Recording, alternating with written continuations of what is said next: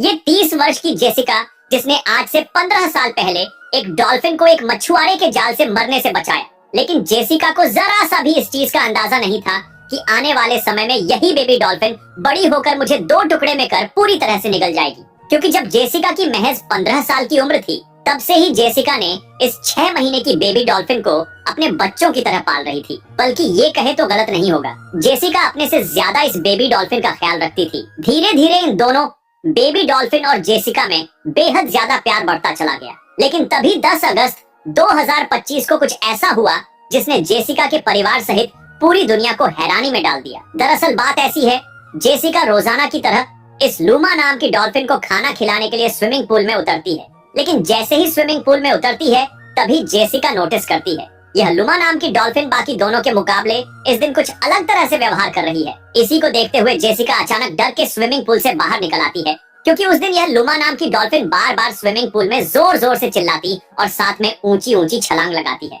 इस चीज को देखते हुए जेसिका डर जाती है, क्योंकि यह आवाज कोई नॉर्मल आवाज नहीं थी, बल्कि एक ऐसी जंगली आवाज थी जो शिकार के लिए तड़प रही थी। लेकिन तभी 2 घंटे इंतजार करने के बाद जैसी ही जेसिका दोबारा स्विमिंग पूल में उतरी, तभी यह लामा नाम की डॉल्फिन अपनी मालकिन जेसिका को अपने कड़े जबड़े में दबाकर स्विमिंग पूल की गहराई में पहुंच जाती है।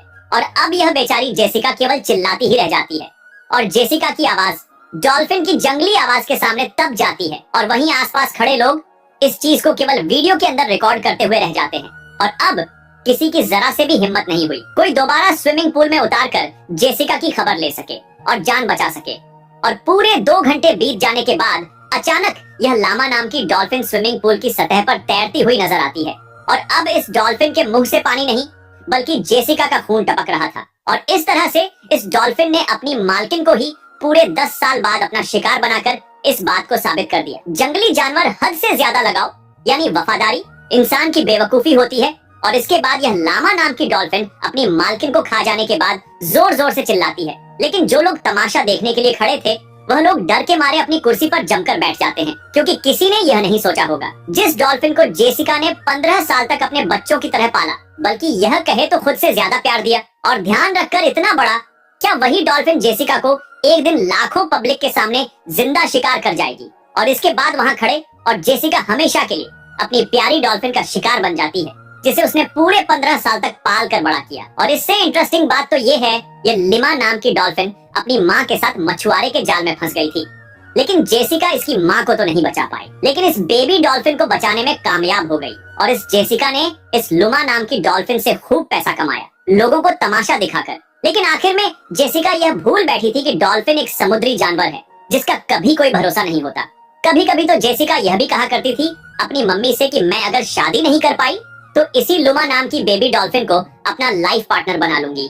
और इस तरह से यह जेसिका अपनी फेवरेट डॉल्फिन का शिकार बन जाती है। शिकार बन जाने के 2 घंटे बाद पूरे स्विमिंग पूल को खाली किया गया और बड़ी मशक्कत के बाद डॉल्फिन को पकड़ा गया, जो अचानक जंगली डॉल्फिन में बदल चुकी थी। लेकिन वहाँ खड़े कुछ लोग बताते हैं स्विमिंग पूल में कुछ ऐसा नशीला पदार्थ गलती से मिल गया था, जिस वजह से यह डॉल्फिन अचानक पालतू से खूंखार बन जाती है। और कुछ लोग यह भी बताते हैं इस डॉल्फिन ने अपने से सभी छोटी डॉल्फिन को पहले से ही शिकार बना लिया था। यह 100 फुट के स्विमिंग पूल में केवल अकेली ही तैर रही थी। और अब इस डॉल्फिन को अमेरिका के बड़े से समुद्र में रिलीज कर दिया गया है, क्योंकि जब इसकी मालकिन ही नहीं रही तो अब यह डॉल्फिन क्या करेगी। इसने अपने मालिक को ही नहीं छोड़ा, तो दूसरे लोग इस डॉल्फिन का किस तरह से ध्यान रखेंगे। इस वजह से वहाँ के डॉल्फिन शो में काम करने वालों लोगों ने यह डिसीजन लिया इस जंगली डॉल्फिन को वापस समुद्र में छोड़ दिया जाए, क्योंकि इस तरह की डॉल्फिन बाकी डॉल्फिन को भी खूंखार बना देती है, यानी कि इंसानी मांस का आदी कर देती है। लेकिन इस कहानी ने इंसानों और जानवरों के बीच बने प्यार में एक दरार डाल दी है। वह डरा रही है कि जंगली जानवर हो या फिर पालतू जानवर हो, इन जानवरों का कभी भी कोई भरोसा नहीं होता, कब यह इंसानों के साथ क्या कर दे। जेसिका रैडक्लिफ की चीखें अब बस एक फटी हुई हवा में गूंज रही थी, लेकिन पूल के किनारे खड़े लोग मानो किसी हिप्नोसिस में बंधे थे। कोई कूद कर बचाने नहीं आया। सबकी आंखों में एक अजीब सी सनक थी, जैसे वो इस खतरनाक दृश्य का हिस्सा बन चुके हों।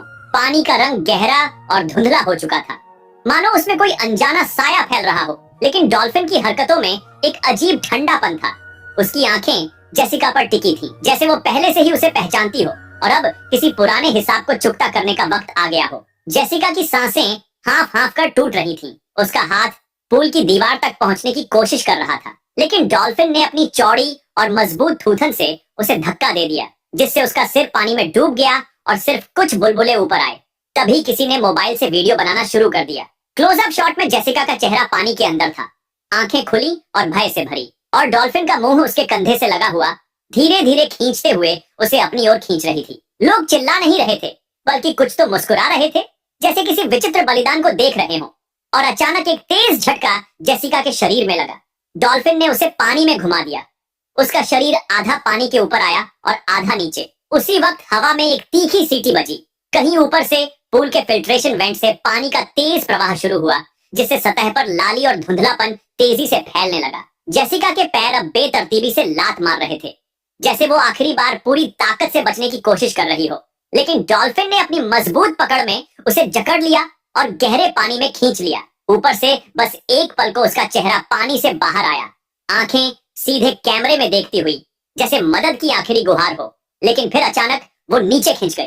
कुछ सेकंड बाद सतह पर बस एक तैरती हुई काली ड्रेस दिखी, जिस पर लालिमा की परत फैल रही थी, और डॉल्फिन एक धीमे गोल चक्कर लगाते हुए वापस सतह पर आई। उसके थूथन से गहरे रंग की बूंदें टपक रही थीं, लेकिन उसकी आंखों में एक ठंडी और सुनियोजित चमक थी, जैसे ये हमला अचानक का नहीं बल्कि पहले से तय था।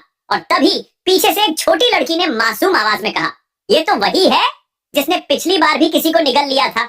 जिसके बाद पूरा माहौल और खामोश हो गया, जैसे सबको अचानक उस पुराने हादसे की याद आ गई हो जो सालों पहले इसी पुल में हुआ था। और अब सबकी नजर डॉल्फिन और पानी के अंदर गायब जेसिका पर टिकी थी। लेकिन किसी को पता नहीं था कि पानी के नीचे अभी क्या चल रहा है। फिलहाल आज की वीडियो में इतना ही। इस वीडियो को ज्यादा से ज्यादा अपने तमाम दोस्तों, रिश्तेदारी में शेयर करें।